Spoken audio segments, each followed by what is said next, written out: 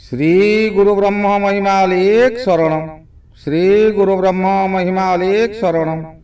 श्री गुरु ब्रह्म महिमालेख शरणम। गुरु कृपा YouTube channel तरफरु अगणित दर्शक मान को हार्दिक अभिनंदन जनाई आरंभ करने को जाउछि। 2025 मसीहा अगस्ट मासरे मासिक राशिफल।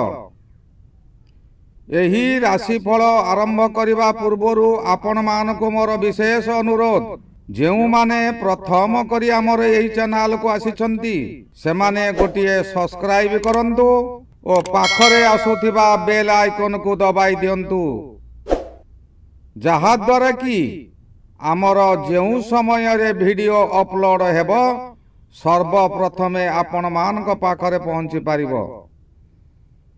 आपण मान को मोर अनुरोध, जो मानकर बहु दिन हेलानी विवाह विलंब हेउची, चाकरी क्षेत्र रे असुविधा भोगुछंती, ऑफिस रे बाहरे आपण को बदनामी करा जाउची, किंबा आपण बारंबार चेष्टा करी मध्य चाकरी होई पारु नाही, परीक्षा रे फेल मारुछंती, परिवार भितरे अशांति घटुची, स्वामी स्त्री मध्यरे अशांति घटुची, आपणकर जन्म तारीख और जन्म समय जन्म स्थान केउ विषय आपणकर जानिबा दरकार, सेही विषय को लेखि आमर यही तले दिया जाउथिबा मेल आईडी रे प्रेरण करंतु।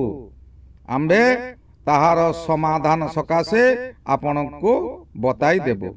आसंतु एबे जानिबा 2025 मसीहा अगस्ट मासरे मेष राशि मासिक राशिफल।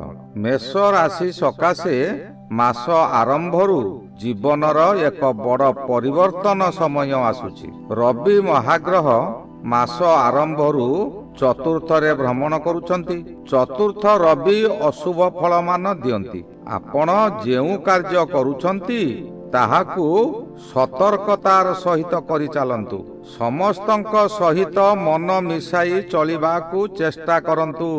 मन मध्यरे क्रोध भावना आसिले मध्य ताहा प्रकाश करंतु नाही, नचेत जेउ कार्य करुछंती तहिरे आपणकर विफलता आसिबो। निजर आचरण उच्चारण रे संयमता न रखिले परिवार मध्यरे समस्त व्यक्ति आपणक सहित शत्रुता आचरण करिवे। खूब सावधान रे कथावार्ता करंतु। यही तुंडरे अमृत अछि, यही तुंडरे विष मध्य अछि। एपरि वाक्यालाप करंतु जेपरि काहारी मनरे बाधा न आसु। विशेष करी एही चतुर्थ रवि समय रे मांकर सहित बुझामणा भूल हुए। माँ जेउ कथा कहिबे ताहा आपणकु विष परि लागिबो। आपण निश्चय माँ को विरोध करिवे। माँ मनरे कष्ट आसिले निजर कौनसी दिगरु सुख मिलिबो नाही। मनरे विरक्ति भावना आसिबो, जहा द्वारा स्वामी स्त्री मध्यरे मनमालिन्य मध्य देखा देबो। मासर 17 तारीख पर ठारू रवि महाग्रह पंचम को जिबे। पंचम गृह निजर ज्ञान गृह, संतान गृह, प्रेम गृह मध्य। पंचम रे रवि जेउ समय रे भ्रमण करुथांती से समय रे दुश्चिंता रे मनुष्य बुड़ी रहे। मानसिक अस्थिरता रे मनुष्य पागल प्राय होई जाए। एही पंचम गृह रविंकर निज गृह, पुणी मेष राशि रे रवि उच्च ग्रह। एणु रवि बलवान होइथाए। रवि हेउची आत्मकारक ग्रह। एही समय रे निज मन इच्छा कार्य करि बसिबे, काहारी कथा सुनिबे नाही। रवि ग्रह एक उत्तेजित ग्रह होई पंचम रे थिबारु आपणक मनरे चंडाल भावना आसिबो। राहु चंडाल ग्रह, ताहार सप्तम दृष्टि पुणी केतु सहित थिबारु पराग जोग मध्य सृष्टि हेबो। सूर्य पराग समय रे जेपरि दिवस रे अंधार घोटी आसिबार भ्रम सृष्टि हुए, सेही परि जीवन चर्या अंधकारमय होई जीवो। आपणकर संतान माने अमानिया होई ଅନୀତି କର୍ମ କରି ବସିବେ। କୋର୍ଟ କଚେରୀରେ ଦଣ୍ଡ ଭୋଗି ପାରନ୍ତି। ଏହି ସମୟରେ ଆପଣଙ୍କର ପେଟ ଗୋଳମାଳ ହେବ। ବିଭିନ୍ନ ପ୍ରକାର ଅଖାଦ୍ୟ ଖାଇ ଆପଣଙ୍କର ପେଟ ଖରାପ ହୋଇପାରେ। ମନରେ ଚଣ୍ଡାଳ ପ୍ରକୃତି ଜାଗ୍ରତ ହେବ। ରାଗ ହେଉଛି ବ୍ରହ୍ମଚଣ୍ଡାଳ। ଯଦି ପେଟରେ ଭୋକ ଥାଏ ତେବେ କ୍ରୋଧ ଭାବ ଅଧିକ ହୁଏ। ପେଟ ରୋଗ ଥିବା ସମୟରେ ମନ ଯାଇ ପେଟ ପାଖରେ ରହେ। ଏହି ସମୟରେ ଯିଏ ଯାହା କହିଲେ ମଧ୍ୟ ତାହା ନିଜକୁ ଭଲ ଲାଗେ ନାହିଁ। ଗୁରୁ ଗୁରୁଜନ ମାନେ ଏହି ସମୟରେ ବିରକ୍ତି ପ୍ରକାଶ କରିବେ। ଆପଣ ଭୁଲ ରାସ୍ତାରେ ଯିବେ। ରବିଙ୍କର ଅଧିକ ବଳ ଥିବାରୁ କାହାରି କଥାକୁ ଆପଣ କର୍ଣ୍ଣପାତ କରିବେ ନାହିଁ, ଯାହା ଫଳରେ କାହାରି ଠାରୁ ଆଶୀର୍ବାଦ ଆପଣଙ୍କୁ ମିଳିବ ନାହିଁ। ଗୋଟିଏ କଥାକୁ ବାରମ୍ବାର ଆପଣ ଦୋହରାଇବେ, ଯାହା ଦ୍ୱାରା ପ୍ରିୟ ଲୋକ ମଧ୍ୟ ଅପ୍ରିୟ ହେବ। ଚତୁର୍ଦିଗରେ ଆପଣଙ୍କର ଅପ୍ରିୟତା ବୃଦ୍ଧି ପାଇବ। ଏହି ରବି ବାଧା ପ୍ରାପ୍ତ ଥିବାରୁ ଅବଶ୍ୟ ସମ୍ପୂର୍ଣ୍ଣ ଫଳ ମିଳି ନପାରେ, ତଥାପି ସାବଧାନ ହୋଇ ରହିବା ଜରୁରୀ। ବୁଧ ଗ୍ରହ ମାସ ଆରମ୍ଭରୁ 16 ତାରିଖ ପର୍ଯ୍ୟନ୍ତ ବୁଧାଦିତ୍ୟ ଯୋଗ ସୃଷ୍ଟି କରୁଛନ୍ତି। ବୁଧାଦିତ୍ୟ ଯୋଗ ସମୟରେ ଶୁଭ ଫଳ ମିଳେ, କିନ୍ତୁ ଏହି ସମୟରେ ରବି ଗ୍ରହଙ୍କର ଫଳାଫଳ ଉପରେ ଶୁଭ ଅଶୁଭ ନିର୍ଣ୍ଣୟ କରେ। ଯେହେତୁ ରବି ଅଶୁଭ ଅଛନ୍ତି, ବୁଧ ଶୁଭ, ଏଣୁ ମିଶ୍ରିତ ଫଳ ମିଳିବ। ନିଜକୁ ନିଜ ଆୟତରେ ରଖିଲେ ଜ୍ଞାନ ବୃଦ୍ଧି ହେବ। ଏହି ସମୟରେ ପ୍ରକୃତ ଶତ୍ରୁ କିଏ, ପ୍ରକୃତ ମିତ୍ର କିଏ, ତାହା ଜାଣିବାର ସମୟ ଆସିଛି। ନୂତନ ନୂତନ ଶିକ୍ଷା ମିଳିବ। ପ୍ରକୃତ ମିତ୍ର ବା ନିଜ ଲୋକଙ୍କ ଦ୍ୱାରା କିଛିଟା ଉନ୍ନତି କରିପାରିବେ। ଏହି ଉନ୍ନତିରେ ମଙ୍ଗଳ ଗ୍ରହ ଷଷ୍ଠରେ ରହି ଅନେକ କ୍ଷେତ୍ରରେ ଆପଣଙ୍କୁ ସଫଳତା ଆଣିଦେବ।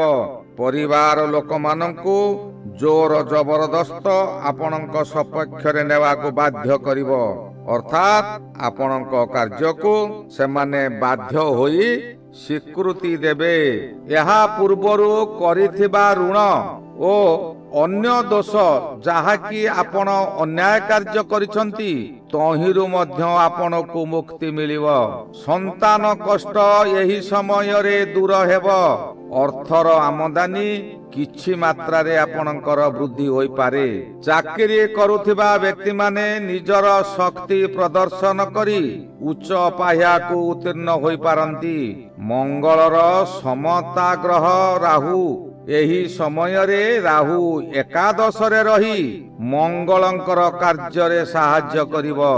ରାହୁ ଗ୍ରହ ଏକାଦଶରେ ଥିବା ସମୟରେ ଆପଣଙ୍କର ବହୁ ଅର୍ଥ ଲାଭ ହେବ। ବନ୍ଧୁ ଲାଭ ସହିତ ପ୍ରତ୍ୟେକ କାର୍ଯ୍ୟରେ ସୁଖ ସ୍ୱାଚ୍ଛନ୍ଦ୍ୟ ଭରିଦେବ। ରାହୁ ଏକ ମୁକୁଟଧାରୀ ଗ୍ରହ।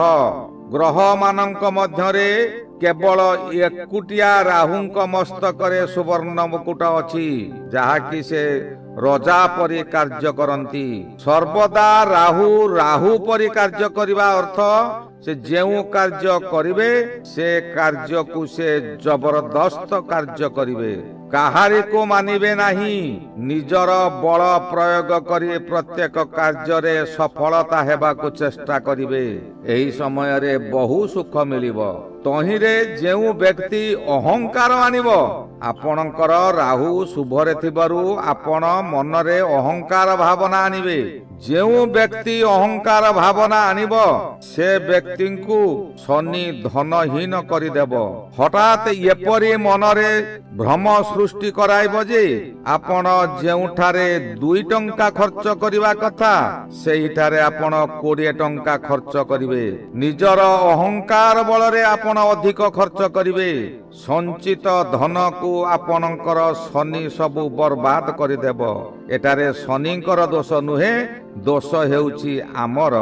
ଆମେ ଯଦି ଅହଙ୍କାର କରିବା ତେବେ ଶନି ଆମକୁ ଦଣ୍ଡିତ କରିବ।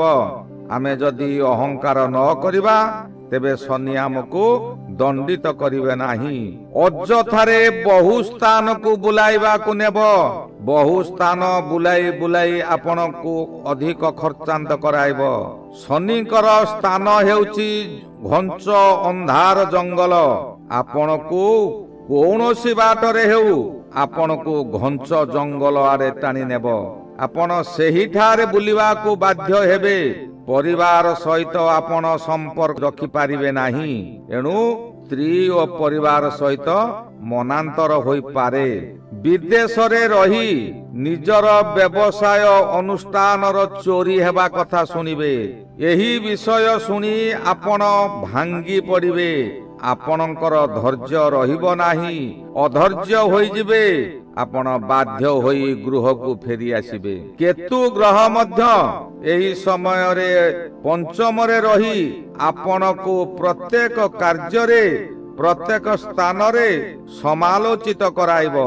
ଆପଣ ମନ ଇଚ୍ଛା ଯେଉଁ କାର୍ଯ୍ୟ କରିଥିଲେ ସେହି କାର୍ଯ୍ୟ ସକାଶେ କେତୁ ଆପଣଙ୍କୁ ଅପମାନ ଦିଆ କରାଇବ। ଶୁକ୍ର ଗ୍ରହ ଚତୁର୍ଥରେ ଥିବାରୁ ଆପଣଙ୍କୁ କିଛିଟା ସୁଖ ଦେବ। ଆମୋଦ ପ୍ରମୋଦରେ ରଖିବାକୁ ଶୁକ୍ର ଚେଷ୍ଟା କରିବ। କିନ୍ତୁ ଅନ୍ୟ ଗ୍ରହମାନେ ରାହୁ, ଶନି, କେତୁ, ରବି ଏ ଗ୍ରହମାନେ ଅଶୁଭରେ ଥିବାରୁ ଶୁକ୍ର ଆପଣଙ୍କୁ ଅଧିକ ସୁଖ ଦେଇପାରିବ ନାହିଁ। ଅଯଥାରେ ବହୁ ଗୁଡ଼ାଏ ଅର୍ଥ ବ୍ୟୟ କରିବେ। ଆମୋଦ ପ୍ରମୋଦରେ ରହିବାକୁ ଚେଷ୍ଟା କରିବେ। ବୃହସ୍ପତି ଗ୍ରହ ଏହି ସମୟରେ ମେଷ ରାଶି ସକାଶେ ତୃତୀୟରେ ଭ୍ରମଣ କରୁଅଛନ୍ତି। ବୃହସ୍ପତି ସହିତ ଶୁକ୍ର ମଧ୍ୟ ଅଛନ୍ତି। ଶୁକ୍ର ବୃହସ୍ପତି ଉଭୟ ଗୁରୁ ତୃତୀୟରେ ରହି ଆପଣଙ୍କୁ ବହୁ ଅସୁବିଧାର ସମ୍ମୁଖୀନ କରାଇବେ। ଅବଶ୍ୟ ଶୁକ୍ର ମାସର ଶେଷ ଆଡକୁ ତୃତୀୟରୁ ଚତୁର୍ଥକୁ ଚାଲିଯିବେ ଓ ବୃହସ୍ପତି ଶୁକ୍ର ଅଲଗା ଅଲଗା ହୋଇଯିବେ। ଆପଣଙ୍କୁ ବିଶେଷ କରି ଅନୁରୋଧ, ଆପଣ ମନରେ ଅହଂଭାବନା ଆଣନ୍ତୁ ନାହିଁ। ଶାନ୍ତ ମନରେ ପ୍ରଭୁଙ୍କ ଚରଣରେ ସର୍ବଦା ମନୋନିବେଶ କରନ୍ତୁ। ଆପଣଙ୍କର ଯେତେ ବିପଦ ଆସିଲେ ମଧ୍ୟ ପ୍ରତ୍ୟେକ ବିପଦରୁ ଆପଣ ମୁକ୍ତି ପାଇଯିବେ। ଶ୍ରୀ ଗୁରୁ ବ୍ରହ୍ମ ମହିମା ଅଲେଖ ଶରଣ। ଶ୍ରୀ ଗୁରୁ ବ୍ରହ୍ମ ମହିମା ଅଲେଖ ଶରଣ। ଶ୍ରୀ ଗୁରୁ ବ୍ରହ୍ମ ମହିମା ଅଲେଖ ଶରଣ।